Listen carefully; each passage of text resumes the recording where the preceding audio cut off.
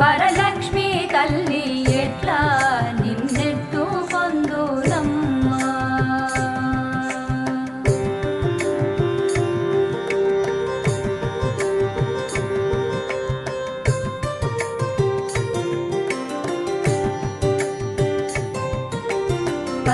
పసిబాలవైతే ఎత్తు పొందు వరలక్ష్మి తల్లి పసిడి బుగ్గల